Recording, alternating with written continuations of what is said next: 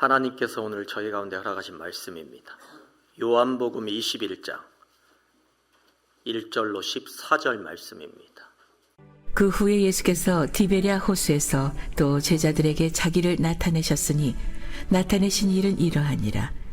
시몬 베드로와 디두모라 하는 도마와 갈릴리 가나 사람 나다나엘과 세베대의 아들들과 또 다른 제자 둘이 함께 있더니 시몬 베드로가 나는 물고기 잡으러 가노라 하니 그들이 우리도 함께 가겠다 하고 나가서 배에 올랐으나 그날 밤에 아무것도 잡지 못하였더니 날이 새어갈 때에 예수께서 바닷가에 서셨으나 제자들이 예수이신 줄 알지 못하는지라.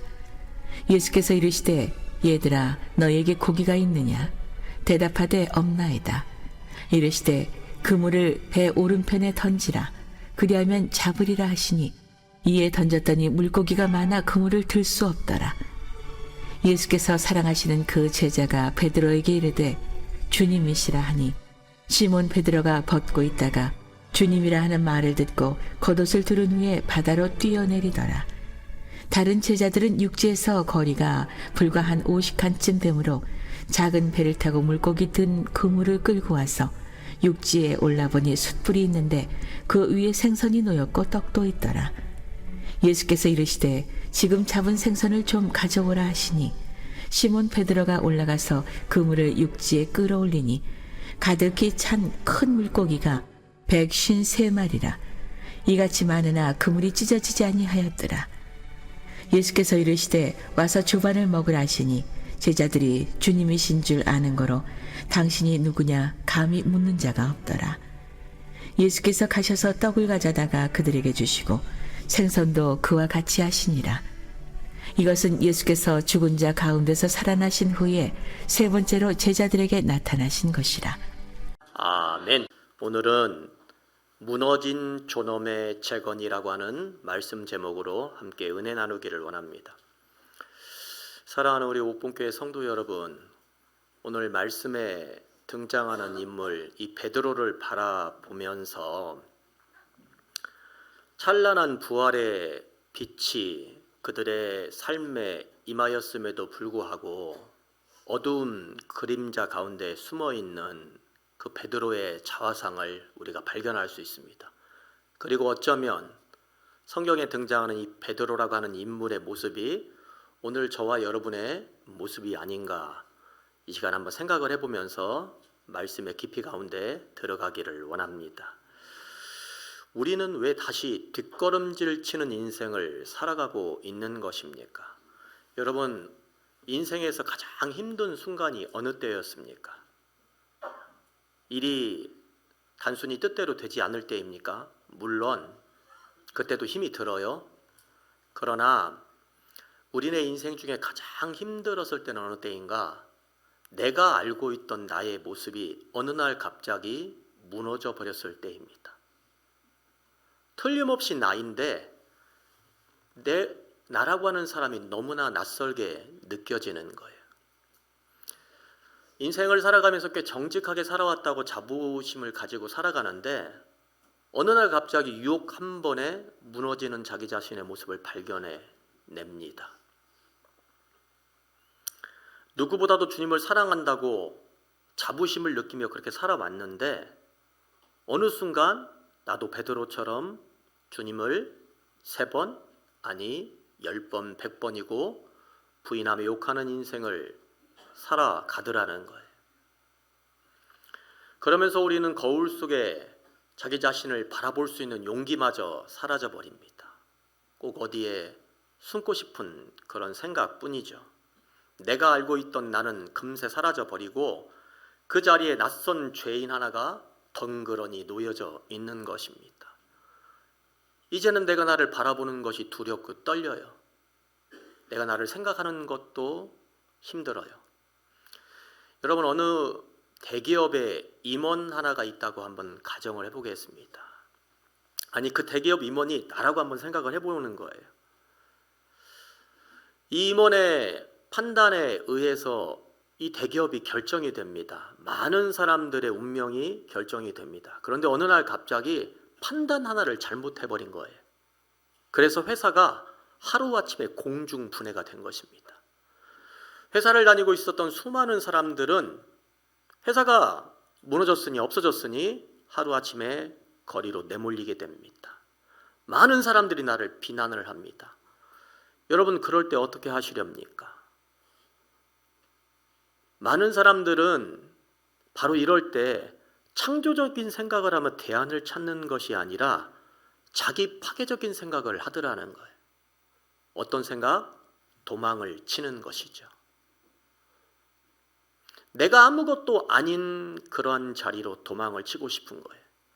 내가 무엇인가 괜찮은 자리, 가치 있었다고 여겼던 그 자리에서 엄청난 판단 미스를 하게 되므로 사람들에게 어려움을 주었으니까 내가 아무것도 아니었던 바로 그 시절, 어쩌면 어렸을 때 아르바이트들을 여러분 하지 않습니까?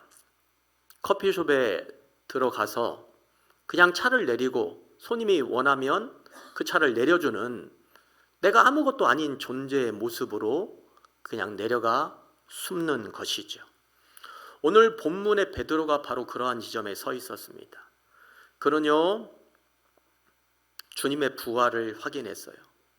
빈무덤도 확인했습니다. 그런데 베드로의 마음속에 이러한 마음이 있는 거예요. 나는 주님을 3번씩이나 욕하며 부인한 사람이야. 이 실패의 데이터가 베드로의 머릿속을 꽉 붙잡고 있는 거죠. 그래서 그의 가슴 속에는 부활의 기쁨보다는 더 무거운 실패의 중력이 그를 붙잡고 있어요. 그 지독한 그 실패의 데이터가, 부활이라고 하는 그 엄청난 사건이 있었음에도 불구하고 베드로의 삶을 어둠의 나락으로 계속 끌고 가는데 그 역할을 하고 있다라는 것입니다. 오늘 우리는요, 인생을 살아가며 특별히 신앙생활을 하며 우리의 신앙생활 속에서 앞으로 나아가는 전진의 삶만 있어야 되는데, 우리의 신앙생활이 이렇게 베드로처럼 퇴행을 향하여 뒤로 향하여 나아가는 그러한 문제에 대하여 한번 곰곰이 생각해 보고자 합니다. 우리에게는 자기 한계라고 하는 측량줄의 저주가 있습니다. 오늘 본문 3절은 베드로의 쓸쓸한 한마디로 시작됩니다. 나는 물고기 잡으러 가노라. 여러분, 이게 무슨 말입니까? 베드로가 자신의 옛 직업을 찾아서 그냥 갈릴리 그 어부로 돌아간다라고 하는 의미가 있는 것이 아닙니다. 이것은 베드로가 자기 자신이 가지고 있는 그 엄청난 수치감 속에서 아무것도 아니었던 시절로 도망치는 모습을 담고 있어요. 네가 무슨 제자냐? 너가 무슨 자격으로 지금 여기 서 있는 거야? 너가 무슨 자격으로 부활하신 예수님의 낯을 똑바로 바라볼 수 있어? 이런 생각이 베드로를 붙잡고 있었죠. 그래서 베드로는 자기 자신의 옛날의 어부 시절, 아무도 몰랐던 시절, 그저 일만 열심히 하면 그럭저럭 살아갔던 그 시절로 도망을 쳤던 것이죠. 베드로는 이 부활이라고 하는 이 엄청난 우주적 사건이 자신의 삶에 있어서 아무런 힘을 발휘하지 못하고 있다라고 하는 사실을 그가 너무나도 잘 알고 있었어요. 그래서 스스로를 어부라고 하는 좁은 틀 안에 가두어 버린 것입니다. 베드로에게 갈릴리는요, 단순한 고향이 아닙니다. 실패한 자기 자신이, 수치스러운 자기 자신이 숨어 들을 수 있는 최적의 공간, 바로 동굴이었던 것입니다. 성경에는요, 이 갈릴리와 똑같은 영적 지명을 가진 곳이 등장을 합니다.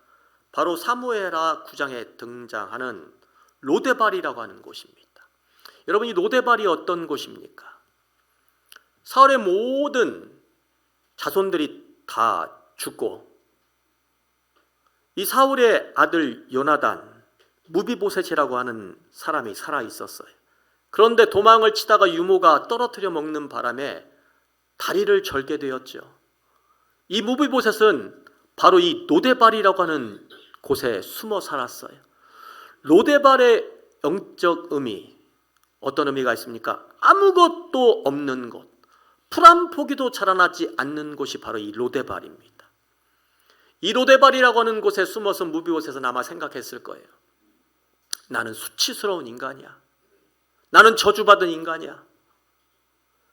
다른 사람들 전부 다 죽었는데 나만 이렇게 홀로 살아남아서 이런 삶을 살고 있어. 어쩌면 우리 아버지, 우리 할아버지, 우리 가족들 전부 다 죽은 것이 나 때문이 아닐까, 이런 생각을 하게 되었던 것이죠. 베드로에게 갈릴리는 바로 이 로데발이었던 것입니다. 나 같은 배신자가 무슨 제자냐? 그저 아무것도 없던 시절로 돌아가 조용히 살면서 잊혀지자. 여러분, 이것은 겸손이 아니라 수치심이 만든 실존적 도망입니다. 사랑하는 성도 여러분, 여러분 지금 로데발 가운데 머물러 계시는 분들이 있습니까?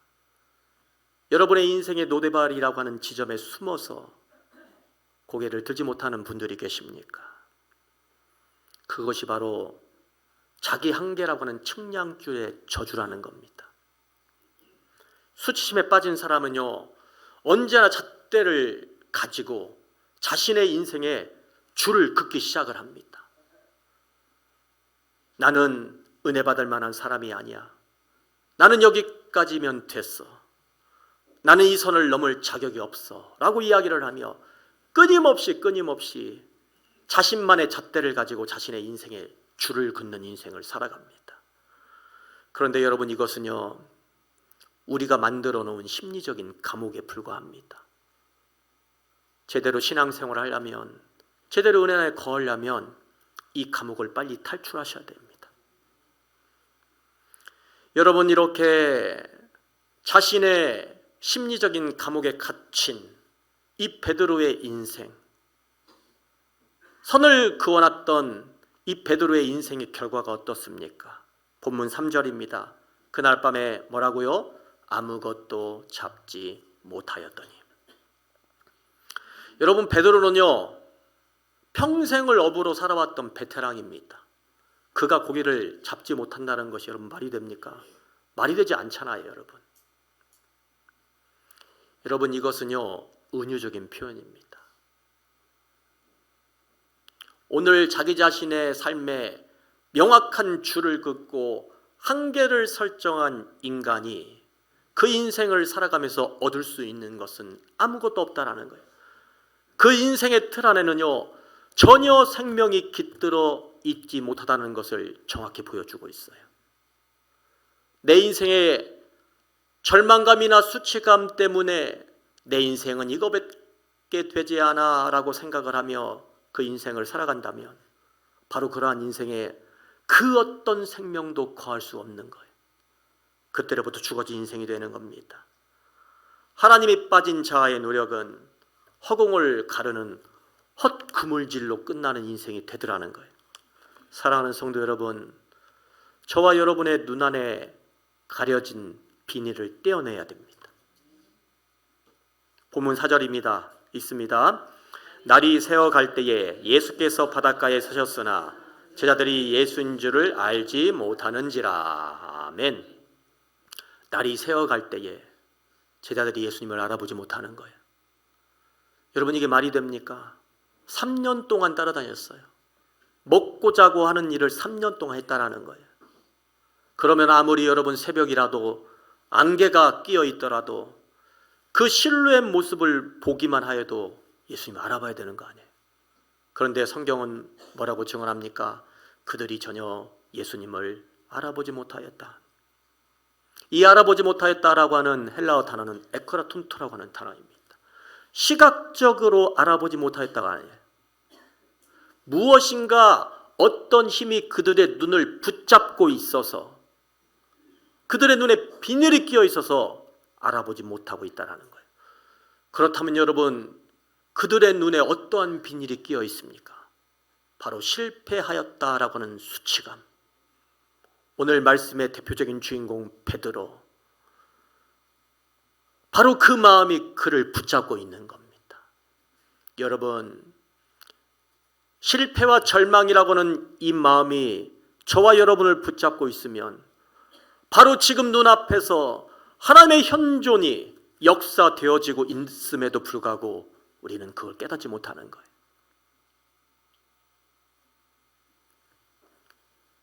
하나님의 부활이라고 하는 현존이 더 이상 내 삶에 들어와 전혀 영향력을 미치지 못하는 인생을 살게 되더라는 겁니다. 여러분, 우리를 무너뜨리는 것은요, 외부적인 환경이 아닙니다. 내 안에 있는 실패와 수치감입니다. 내 안에 어둠입니다. 그것이 저와 여러분을 꽉 붙들어 매고 있으면 저와 여러분의 인생을 살더라도요, 평생을 헛그물질만 하면서 살아가는 것입니다. 바로 그러한 인생의 에크라툰토, 보이지 않는, 보지 못하는 인생이 되는 겁니다. 오늘 스가랴서 2장에 보면요, 한 소년이 무너진 예루살렘의 경계를 정하기 위하여 측량줄을 들고 나섭니다. 말씀 봅니다. 내가 어디로 가느냐 물은즉 그가 내게 대답하되 예루살렘을 측량하여 그 너비와 길이를 보고자 하노라 하고 말할 때에 아멘. 스가랴서 말씀이에요. 말씀드린 바와 같이 한 소년이 무너진 예루살렘의 성벽을 측량하겠다고 나서는 거예요.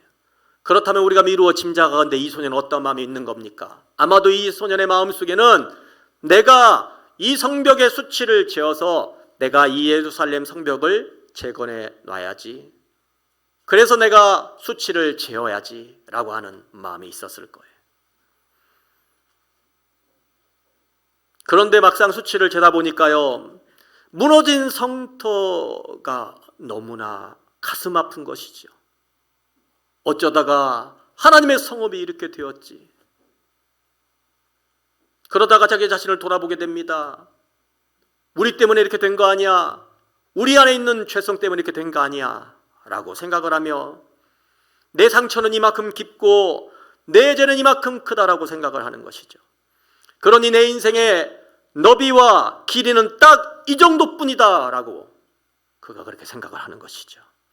우리는 이렇게 늘 잣대를 가지고 하나님 앞에서 자신의 한계를 재려고 합니다. 그러나 그때 스가랴서 2장 4절 이하에 하나님이 천사를 보내 외치십니다. 측량줄을 버려라. 예루살렘은 성곽 없는 성읍이 될 것이라. 내가 직접 불로 둘러싼 성곽이 되어 그 가운데서 영광이 되리라. 할렐루야. 이것이 여러분 오늘 디베랴 호숫가에서 벌어진 일의 전부입니다. 주님은요, 베드로가 스스로 정해놓은 그 측량의 한계를 부수고 계세요. 그리고 주님이 말씀하십니다. 그물을 오른편에 던져라 라고 이야기를 하시는 것이죠. 이것은 무엇입니까? 베드로의 머릿속에 있는 상식과 인생을 살아가면서 쌓아올렸던 수많은 데이터, 지금 너를 붙잡고 있는 그 실패와 수치의 데이터를 전부 다 벗어내어 버려라. 내가 가지고 있는, 붙잡고 있는 측량줄을 완전히 깨트려 버려라. 그 결과로 153마리나 되는 엄청난 고기를 그가 잡게 되었습니다. 베드로는 그렇게 생각을 했던 것이죠. 아, 그래, 내 생각이 틀렸구나. 내가 내 인생을 측량하는 것이 얼마나 어리석었다는 사실을 그가 깨닫게 된 것이지요. 맞아, 하나님의 은혜는 한이 없어. 우리 아버지 하나님의 사랑은 끝이 없어 라고 그가 생각을 하게 된 것이죠. 여러분, 그렇습니다. 인간이 세워놓은 성벽은요, 우리를 보호하기도 합니다. 그러나 인간이 세워놓은 그 성벽은요, 때때로 저와 여러분을 가두는 감옥이 되기도 합니다. 주님은 그 좁고 숨막히는 성벽을 허물어내시고 당신이 직접 불의 성곽이 되어주셔서 내가 너를 보호하리라, 내가 너를 이끌어가리라, 그렇게 말씀하시는 거예요. 그래서 여러분, 주님께서 차려주신 그 좁은 식탁은요, 오늘 베드로의 그 옹졸한 자기 한계에서 끄집어내어서 아버지 하나님의 무한하신 그 사랑의 식탁으로 초대하시는 장면입니다. 주님은 이 베드로라고 하는 이 인물을 이 과거의 잿더미에서 끌어올리기 위하여 한 가지 귀한 단어를 사용하십니다. 지금 잡은 생선을 좀 가져오라. 여러분, 여기서 말하는 이 지금이라고 하는 단어는요, 헬라어 뉴인이라고 하는 단어입니다. 단순히 시간을 의미하는 시제에 쓰이는 단어가 아닙니다. 바로 지금 현재 아버지 하나님께서 역사하시는 그때를 이야기하시는 것이죠. 베드로야, 언제까지 그 수치스러운 과거 속에서 잿더미를 뒤지고 있겠느냐? 얼른 나에게 나오라. 어느 곳으로? 지금 현재 내가 있는 그곳으로.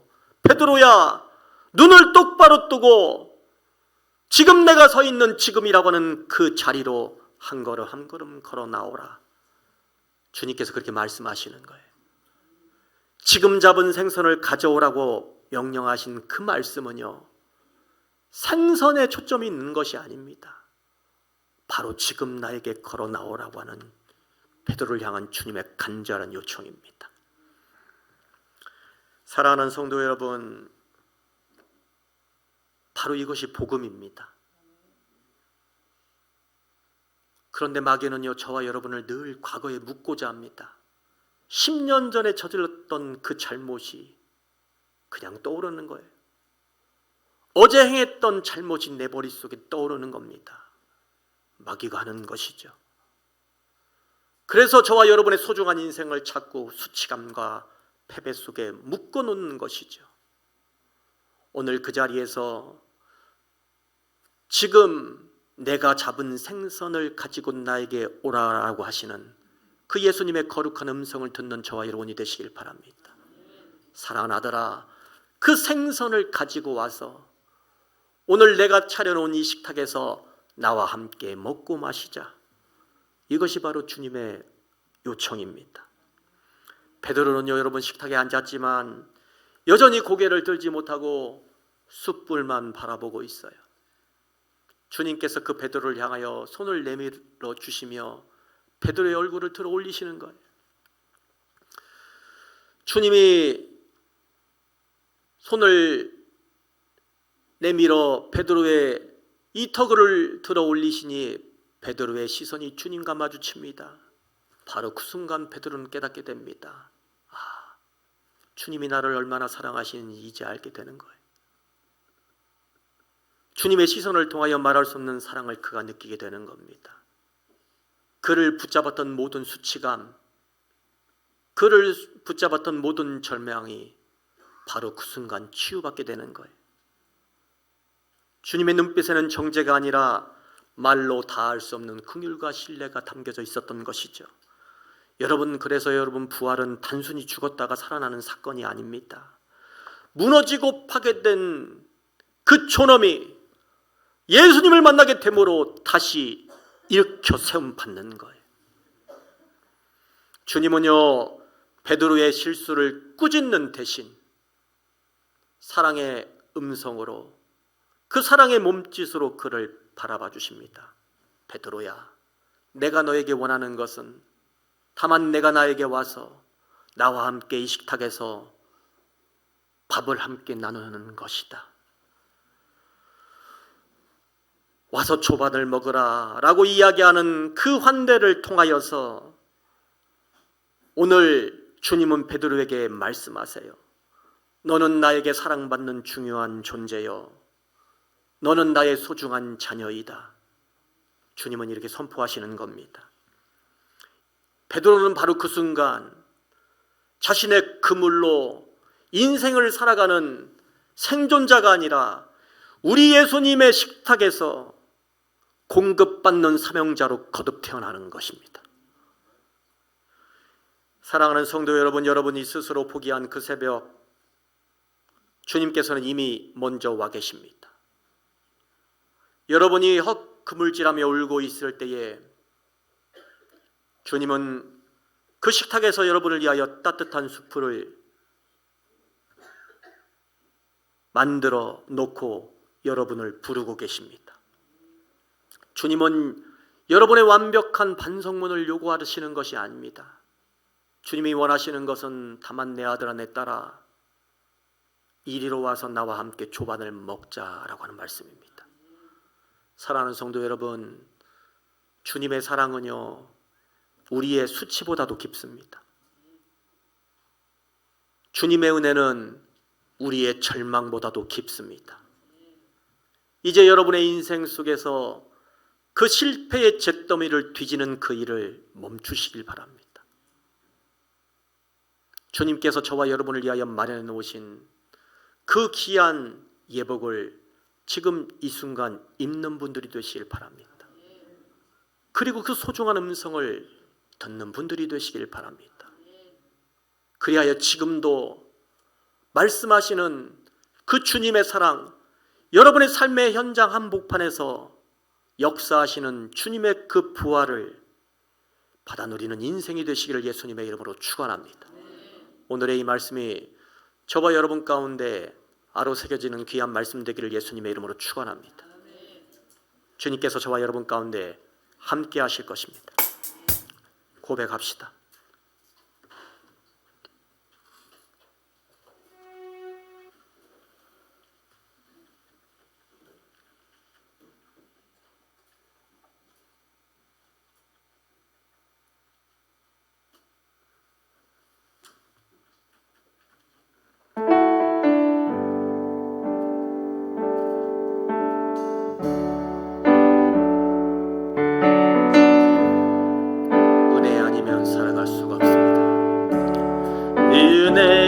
아니면 살아갈 수가 없네.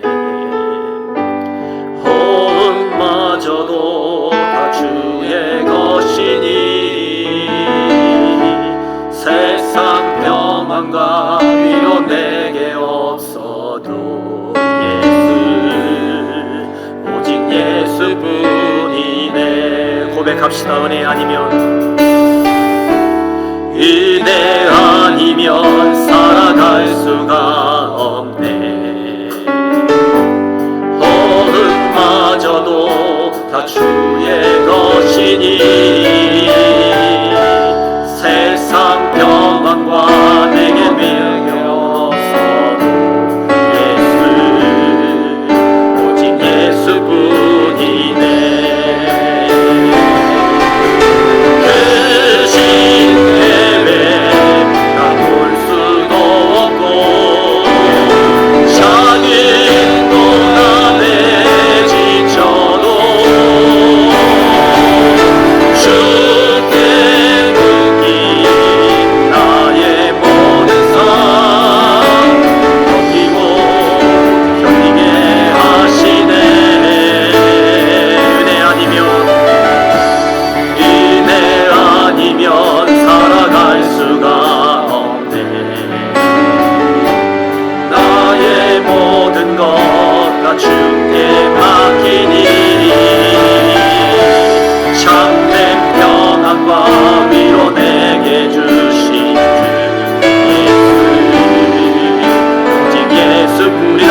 고백합시다. 은혜 아니면 살아갈 수 없습니다.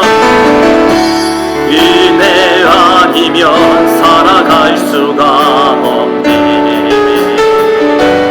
호흡마저도 다 주의 것이니 세상 평안과 위로 내게 없어도 오직 예수뿐이네. 크신 계획 다 볼 수 없고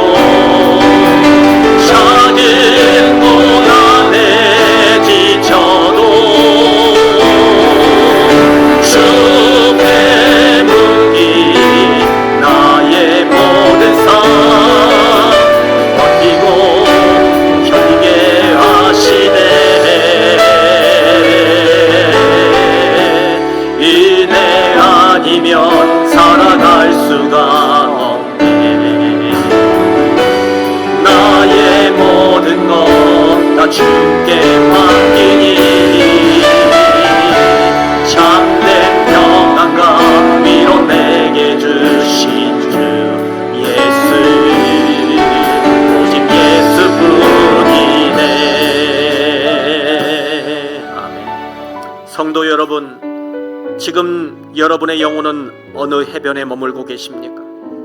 주님은 오늘 여러분의 그 잘난 업적을 검사하러 오신 것이 아닙니다. 오히려 아무것도 낚아 올리지 못한 여러분의 텅 빈 그 손, 밤새도록 허공을 가르며 지쳐버린 그 마음에 조용히 숯불을 피우러 오셨습니다. 주님 앞에서 더는 도망치지 마시길 바랍니다. 하나님, 내가 여기 있습니다. 상처 있고 비겁했던 내 모습 있는 그대로 주님 앞에 서기를 원합니다. 아버지 하나님, 굳어버린 내 영혼의 감각을 이 시간 깨워주시고 다시 숨 쉴 수 있는 생기를 불어넣어 주시기를 원합니다. 이 시간 간절한 갈망을 담아 우리 함께 주님 한번 부르짖고 기도하기를 원합니다. 주여! 우리 아버지 하나님, 참으로 인생을 살아가면서 아버지 나를 붙잡고 있었던 그 아버지 취약된 모든 사고를 생각들 이 시간 지역에 내놓기를 원합니다. 인생을 살아가며 어찌 성공하는 삶만 살아갈 수 있겠습니까? 아버지 하나님이시여, 끊임없이 절망과 실패 가운데 들어서 아버지 마음을 아프겠던 우리의 삶을 되돌아봅니다. 아버지는 주님을 믿는다고 하지만 끊임없이 주님의 손가락에 못 박았던 그 로마 병정에 올라였음을 주여 고백합니다.